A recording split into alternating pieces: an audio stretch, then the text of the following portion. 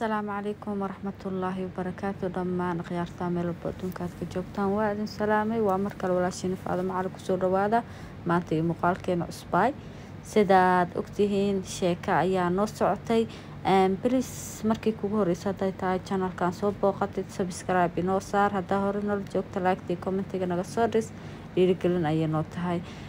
qisadan hadda idinkuma horeyso waa sheekadeeni taxanaha ayad noo soco jirtay oo aad iyo aad ayaantan bilooyinkan oo dhan aan uga gaabiyay waa idinka raali gelinaya inta la socoto sheekada qisada meesha ay mareysay iyo sida ay ku socoto aad iyo aad ayaa idinka raali gelinaya waxaana jecelahay insha Allah inaan sii wadno haddii Ilaahay yiraahdo marka sidaad ula socoteen qisadeen waxay mareysay Farax iyo Axmed oo soo jarmaaday wadankii Soomaaliya ka soo jarmaaday oo u sii socda caasimadda Nairobi safar dheer awgeeda gabadhii iyo wiilkii siday u socdeen diyaarad meesha soo raaceen gaari ayay soo raaceen safar dheer awgeeda markii ay ku soo degteen caasimadda Nairobi ay sidaas ay ku soo jarmaadeen ay ku imaadeen wadanka caasimadda Nairobi markay saas u soo galeen waxay bilaabeen in ay kiristaan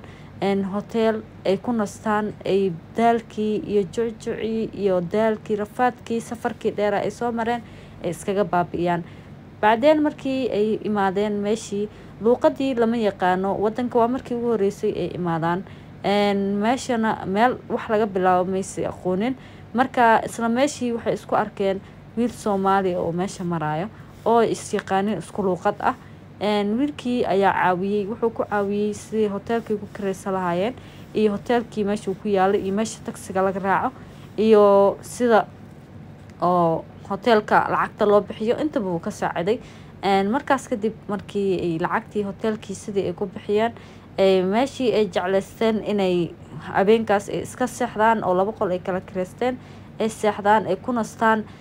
ilaa iyo jadwalka ay ka fahmayaan meelahaasna hoteeladooda adiga aad iyo aad ayuu iskaga jabnaay meeshii uu geeyay marka meeshii ayay ayaantaas dhan iskaga moodayeen way seexanayeen markii ay daalkii iyo jucjucooday iska bixiyeen oo maalintii labaad ay soo baxeen waxay rabeen inay isku dayaan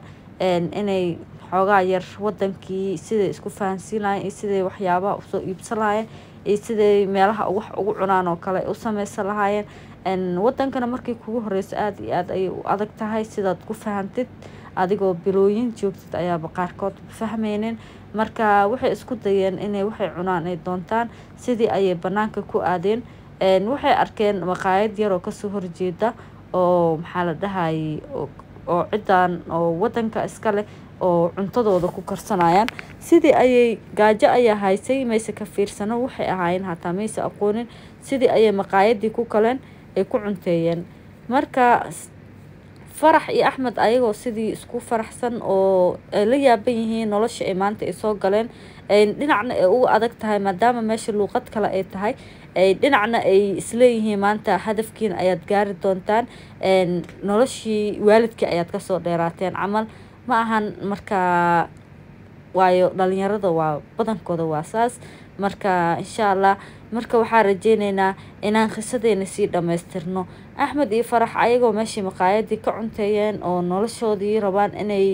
inay iska dhiciyaan magaalada ay bartaan ay hadaf ka gaaraan ay rabaan inay noloshooda wax ay ku soo baxeen ay ka mira dhaliyaan ay maqaayadaas ay meesha sida sheekadii ay ku wateen sidee meesha jadwalkan ay u fahmi lahaayeen bay iska dhaadhacsiiyeen marka sidii anagoo qisadii ay halkii noo sii mareysay maantana waxaan ku ekeyn doonaa qisadii Axmed iyo Farax halkan insha Allah taala biidnillaahi kariim inta aad qisadan aad la socotid waxaan jecelahay inaad sii share gareysid dad badan oo xiiseynaya inay jiraan ayaa laga yaabaa haddii Ilaahay yiraahdo marka qisadeena halkan ayay noogu sii ekaan doontaa haddii Ilaahay yiraahdo intaan ku gaari doono qisada ku xigto insha Allah taala biidnillaahi kariim waxaan idin rajeynayaa bashbashi barwaaqina ku noolata caafimaad assalaamu calaykum waraxmatullaahi taala wabarakaatuh